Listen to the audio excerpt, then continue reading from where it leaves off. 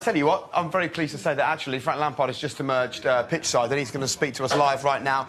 Well, Frank, first of all, congratulations. That is the earliest that Chelsea have qualified for the knockout stages of the Champions League in the last 10 years. No, thanks. Very happy to qualify, like you say, with 2 games to spare, albeit we want to try and top the group, but it was a really tough match for us tonight to come here. Rennes are a very good team.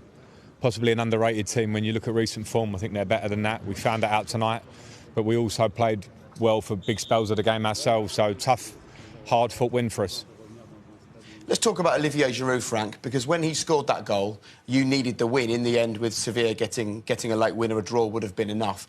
How important is he to you, and what do you do to keep him at the football club with the Euros on the horizon and a striker wanting football?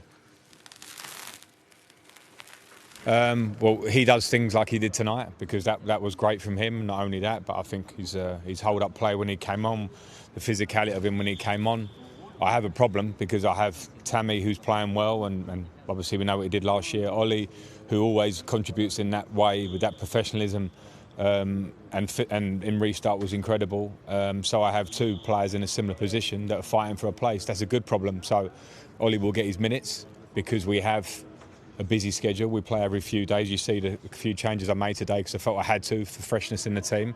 So, you know, I think the reason you see such a reaction around the goal, not only is it a last-minute winner, but with someone like Ollie who acts like he does every day, day in, day out, shows you what he means to this team. Frank, Joe, well done tonight. Brilliant, mate. When do you start thinking about the big one on Sunday? Cheers, Coley. Yeah.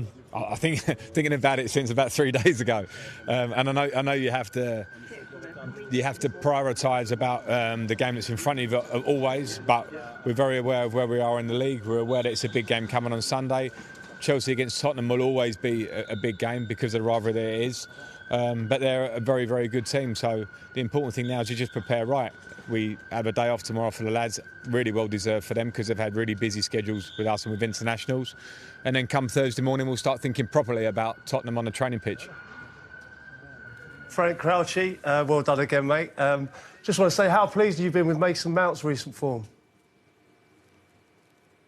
Hi, Crouchy. Yeah, cheers. I mean, really pleased, really pleased. I think with Mason there's been a lot of talk, and I think it just has to go away, any sort of negative talk, because what he's done, and I've been lucky enough to be a big part of that, is be there when he was at Derby and was one of the best midfield players in the Championship in his breakthrough year in England. And then what he did last year in his performance has been outstanding, and I think everyone can see what he means to me and what he gives on the pitch. The way he works off the ball, the quality he has, and I'm not going to undermine that as well because the quality he has. And when we're playing with 2 number 8s, he has the attributes that can do all parts of that game in midfield, where he can arrive high up. I think he can probably score more goals and make assists. But at the same time, the assist you saw tonight and the quality of that pass for Callum's finish is top class. So I'm very happy with Mason, and I've got good options in midfield again. You see Kai Havertz coming on there as well, look really calm and collected, having been off in isolation. So we need to keep that competition in that area. And you made a slight mention there of the criticism that Mason's had from various areas.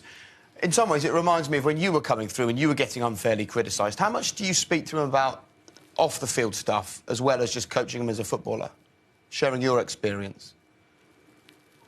Yeah, I actually don't speak too much, Jake, because I think me and Mason have a good relationship.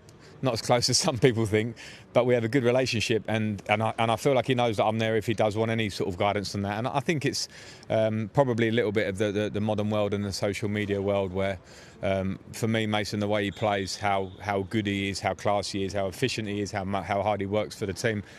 I suppose in the modern day we all have opinions and we all want to see different things in different players that we appreciate. What matters for Mason, I think, is what should matter is what I think, what his teammates think of him, and what proper Chelsea fans, and hopefully they'll be coming back to Stamford Bridge, will see that when you see the effort he puts in on match day and for me every day in training. So it's not even a question. I think the conversation needs to move on. Just talk about how good Mason is and let him get on with it.